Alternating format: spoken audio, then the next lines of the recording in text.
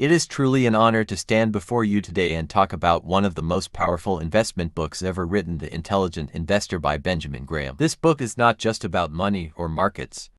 It's about developing a mindset, a philosophy that separates speculators from true investors. Warren Buffett, one of the greatest investors of all time, called this book by far the best book on investing ever written. And today, we're going to explore two of its most important chapters, Chapter 8, which discusses how an investor should respond to market fluctuations, and Chapter 16, which introduces the concept of the margin of safety, the cornerstone of value investing. Chapter 8 of The Intelligent Investor teaches us how to deal with the inevitable ups and downs of the stock market. Graham presents a revolutionary idea for its time, that market fluctuations are not something to fear, but something to use to your advantage. Graham introduces a fictional character named Mr. Market. Imagine Mr. Market as your business partner, who comes to you every day with an offer to buy your share of a business or sell you his. Some days, he's euphoric and quotes a high price.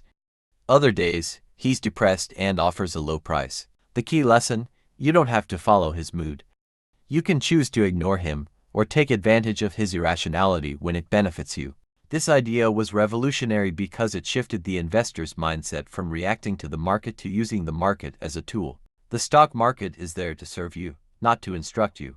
Let me pause and ask, how many times have you made decisions out of fear when the market fell, or got greedy when prices surged? Graham says don't be influenced by Mr. Market's mood swings. The intelligent investor is someone who remains emotionally stable and disciplined. Mr. Market and investor psychology. Let's talk more about Mr. Market, because this metaphor is not just clever storytelling, it reflects real human behavior. The market is a voting machine in the short run, but a weighing machine in the long run. That means prices may go up or down based on popularity, news, and noise. But in the long term, the true value of a business will emerge. Graham teaches us to avoid the crowd mentality. If you buy stocks just because everyone else is buying, you're speculating.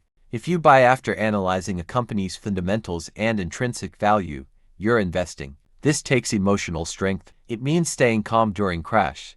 It means not getting too excited during booms. The intelligent investor develops this strength over time. Value versus price. Another concept closely tied to Chapter 8 is understanding the difference between value and price. Price is what you pay. Value is what you get. The stock price can be volatile, but the value of the business doesn't change every day. Graham urges us to analyze companies like we would if we were buying the whole business, not just a stock. This approach shifts our thinking from short-term trading to long-term ownership. Margin of safety, the core principle. Now let's move to Chapter 16, one of the most quoted chapters in the book. The margin of safety is a simple but profound idea. It means buying an investment at a price much lower than its intrinsic value.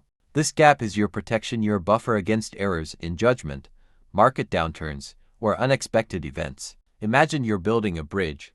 If the bridge is supposed to carry 10 tons, you design it to hold 15. That's your margin of safety. In investing, if a company's intrinsic value is 100 rupees and you're able to buy it at 60 or 70, you've built in a safety margin. Even if your analysis is slightly off, you're still protected.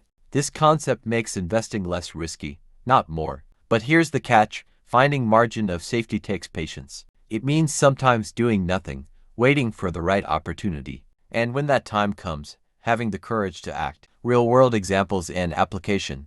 Let's take a real-life example. During the 2008 financial crisis, many stocks were trading far below their intrinsic values. Fear had taken over, but those who understood Graham's principles were able to buy quality businesses at a discount. Apple, Amazon, even banks like HDFC, they all came back stronger.